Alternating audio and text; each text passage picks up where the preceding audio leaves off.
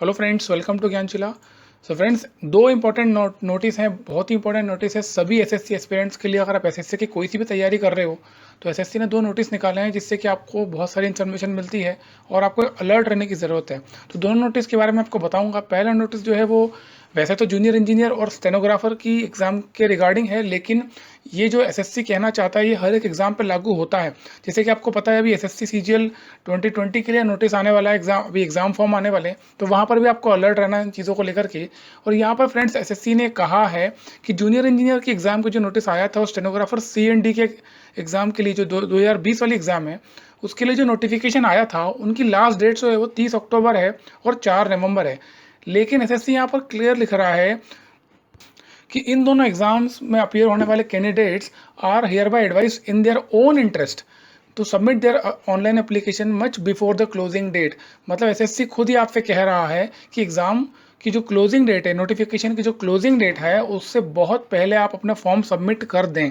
और जैसे मैं आपको हर बार कहता हूँ फ्रेंड्स, क्या होता है कभी भी कोई एग्ज़ाम होती है ना तो उसका नोटिफिकेशन आता है तो एग्ज़ाम फॉर्म अप्लाई करने का आपको जो समय मिलता है वो लगभग आपको 30 दिन का मिलता है। तो मैं आपसे हमेशा कहता हूँ कि जब आप अप्लाई करते हो ना तो 5 से 6 दिन रुक जाया करो और देख लिया करो ठीक से, उसके बाद फॉर्म भरा करो। और 10वें दिन आप किसी भी हालत में फॉर्म भर दिया करो। मतलब 10 से 15वें दिन के बीच में आपका फॉर्म सबमिट हो जाना चाहिए। और एसएससी यहाँ पर ये इसलिए कह रहा है क्योंकि यहाँ पर होता क्या है, लास्ट में क्या होता है, हैवी ट्रैफिक होता है सर्वर के ऊपर और सर्वर डाउन हो जाता है। और फिर कई बार मेरे पास में मैसेज आते हैं बच्चों के कि सर हम फॉर्म नहीं सबमिट कर पा रहे हैं, हमारा फॉर्म एक्सेप्ट नहीं हो रहा है, या कोई भी इशू, पेमेंट का इशू आ सकता है, कुछ भी इशू आता है एंड मोमेंट पे। और एसएससी ये नोटिस निकाल के ये बात क्लियर कर रहा है कि एसएससी इस चीज़ को कंसिडर नहीं करेगा। अगर आप फॉर्म नहीं भर पाए तो एसएससी आपको एक्स्ट्रा डेट नहीं देने वाला, डेट एक्सटेंड नहीं करेगा। क्योंकि एसएससी नोटिस में ये बात खुद ही के लिए कह दे रहा है कि आप समय पे अपना फॉर्म भर दें, आखिरी तारीख का इंतजार ना करें। तो वो सभी बच्चे, हमारे स्टूडेंट्स हैं, जितने भी बच्चे आप तैयारी कर रहे हैं जो इस वीडियो को देख रहे हैं, उन सब मैं रिक्वेस्ट करूंगा कि जब भी कोई एग्जाम का नोटिफिकेशन आता है तो आप पाँचवें दिन तक वेट करें। 5वें दिन तक फॉर्म भरने की ज़रूरत नहीं, बिकॉज बहुत जल्दीबाजी फॉर्म ना भरना, क्योंकि कई सारी चीज़ें पढ़ने की होती है, आपको ध्यान से भरना होता है, बाद में फिर रेक्टिफिकेशन नहीं होता है। लेकिन 10वें दिन से 15वें दिन के बीच में आप कोई भी एग्ज़ाम का फॉर्म भर दें ताकि आपको बाद में प्रॉब्लम ना हो। ठीक है, इसका एक एडवांटेज आपको ये भी मिलता है कि आपको जो आपका एग्ज़ाम सेंटर होता है वो आपको प्रेफरेबल मिल जाता है। अदरवाइज़ आप अगर लेट फॉर्म भरते हैं तो हो सकता है आपको जो आपका होम टाउन है, जहाँ आप चाह रहे हैं कि आपका एग्ज़ाम सेंटर मिले, वहाँ आपको एग्ज़ाम सेंटर ना मिल पाए। ठीक है, तो ये दोनों ही बेनिफिट है, तो इसलिए टाइम पे फॉर्म भर देना। इवन वो बच्चे जो आप आगे एग्ज़ाम देंगे, क्योंकि अभी एसएससी सीजीएल 2020 का नोटिस आने वाला है दिसंबर में, तो वहाँ पर भी ये चीज़ होंगी और बहुत बड़ी संख्या में बच्चे वहाँ पर अप्लाई करते हैं। ठीक, तो पहला नोटिस तो ये था, आप लोग ध्यान रखिएगा। सेकंड नोटिस बहुत ही इंपॉर्टेंट है और ये सीजीएल 2019 का टीयर 2 टीयर 3 जो है डिस्क्रिप्टिव एग्ज़ाम, उसको लेकर के।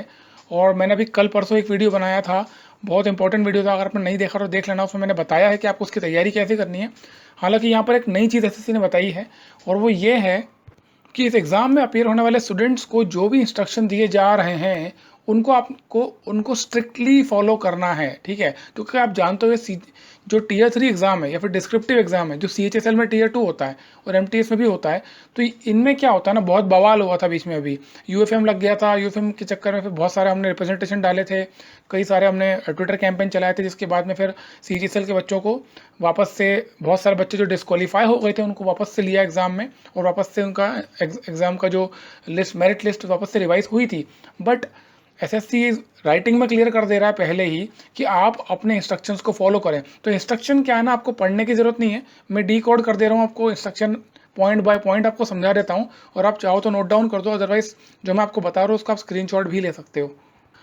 तो ये जो नोटिस है ये कह रहा है पैरा 11.9 में जो भी इंस्ट्रक्शंस लिखे हुए हैं उनको आप पढ़ लें और आपको स्ट्रिक्टली पालन करना है उन इंस्ट्रक्शंस का। इंस्ट्रक्शन क्या है, 4 पॉइंट अलग अलग है, मैं चारों का आपको समझा देता हूँ।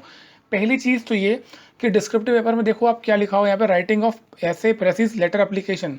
ठीक है ना, तो यहाँ पर 3 चीज़ लिखी हुई है और मैक्सिमम मार्क्स 100 है। अभी तक का जो रिकॉर्ड एसएससी का क्या बोलता है कि एसएससी सीजीएल में 50 नंबर का ऐसे आता था और 50 नंबर का लेटर राइटिंग आता था या एप्लीकेशन आती थी। अभी तक एक बार भी प्रेसी राइटिंग नहीं आया। लेकिन फ्रेंड्स एक चीज़ आप ध्यान रखना, नहीं आया इसका मतलब ये नहीं कि आ नहीं सकता।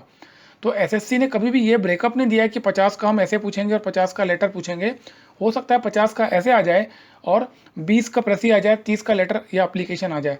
तो आपको तैयारी उस हिसाब से ही करना है, सब कुछ अपना लेके चलना, ऐसा नहीं करना कि पुराने पैटर्न पे चल गए चिपक के तो आप इन चीज़ों को ना कर पाओ। जैसे प्रेसी राइटिंग एक इंपॉर्टेंट पार्ट होता है और हो सकता है एसएससी प्रेसी राइटिंग पूछ सकता है, तो ये चीज़ का स्पेशल ध्यान रखना और इसकी तैयारी अच्छे से करना। कैसे तैयारी करना है मैंने आपको बताया, बिना किसी कोचिंग, बिना किसी ऑनलाइन क्लासेस के आप कर सकते हो। मैंने वीडियो बनाया है, डिस्क्रिप्शन में लिंक दे रहा हूँ या आई बटन में आप देख सकते हो, जाके वहाँ से आप उस वीडियो को देख लेना। उसमें मैंने सारे टॉपिक्स भी बताए आपको जो प्रीवियस ईयर आ चुके हैं और आप कैसे अच्छा स्कोर कर सकते हो, मैंने सब कुछ बताया उस वीडियो में, तो वो मैं यहाँ नहीं बता रहा हूँ। ठीक है, सेकंड पॉइंट की बात करते हैं। ये सेकंड पॉइंट जो 11.9.1 ये क्या कह रहा है, जो पूरा पेपर आप लिखोगे ना, ऐसे और लेटर, ठीक है, ये पेपर जो है वो केवल एक ही भाषा में लिखना है। जैसे कि आपको कॉपी मिलेगी और उस कॉपी में एक फ्रंट में आपको लैंग्वेज का मेंशन करना होता है कि किस लैंग्वेज में आप एग्जाम में लिखोगे, तो वो जो आपको मेंशन करना है, जिस भाषा को आप मेंशन कर रहे हो उसी लैंग्वेज में आपको एग्जाम लिखना है। मान लीजिए आप हिंदी लिखते हो तो पूरा का पूरा ऐसे और लेटर आपको हिंदी में ही लिखना है। ऐसा नहीं करना कि आप इंग्लिश का यूज़ करके आगे आधी इंग्लिश और आधी हिंदी करोगे, क्योंकि दोस्तों पूरे पेपर में मान लो आपने बहुत अच्छा लिखा, बहुत बढ़िया ऐसे लिखा और बहुत बढ़िया लेटर आपने लिखा, लेकिन मान लो एक कहीं पर आपने इंग्लिश के साथ में हिंदी यूज़ कर दिया या हिंदी के साथ में इंग्लिश का एक छोटा सा वर्ड ही यूज़ कर दिया, वो क्लियर कट लिखा हुआ एसएससी ने कि ऐसे कैंडिडेट को 0 नंबर मिलेंगे। ठीक है, तो बहुत पर्टिकुलर रहना है, बहुत ध्यान रखना है इस चीज़ का। मैं आपको इसलिए बहुत समय से कह रहा हूँ कि इन सब की चीज़ों की तैयारी पहले से ही कर लो। ठीक है, कोई गलती नहीं करना, एक ही लैंग्वेज में एग्जाम लिखना है।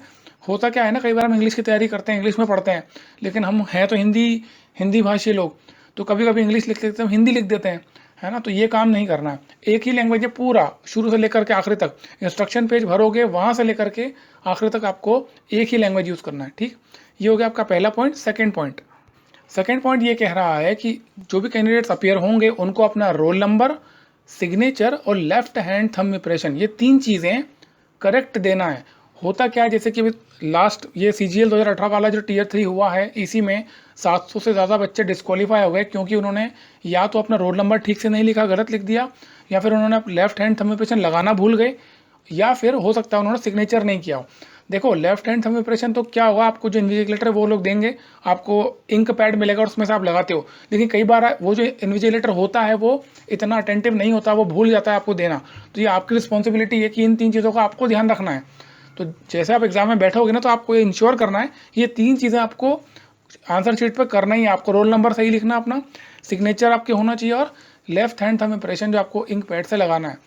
ये 3 चीज़ आप खुद इंश्योर करना कि आपने ये चीज़ कंप्लीट करी है, उसके बाद ही आप कॉपी हैंडओवर करना, क्योंकि इन 3 चीज़ों में से एक भी आपने नहीं किया तो यहाँ पर लिखा हुआ है शैल बी अवॉर्डेड 0 मार्क्स। चाहे कितना भी बढ़िया ऐसे लिख लेना, बढ़िया सा लेटर लिख लेना, कितना भी अच्छी तैयारी कर लेना, इसमें से 3 में से एक भी कोई चीज़ नहीं हुई तो आपको 0 नंबर मिलेंगे। और होता क्या है ना फ्रेंड्स, हमारा फोकस क्या होता है कि हमें अच्छा ऐसे लिखना है, हमें अच्छा लेटर लिखना है, हमें फोकस वहाँ पर हमारा रहता है। तो ये जो इंस्ट्रक्शन वाला पेज होता है ना, इसको हम इग्नोर मार देते हैं।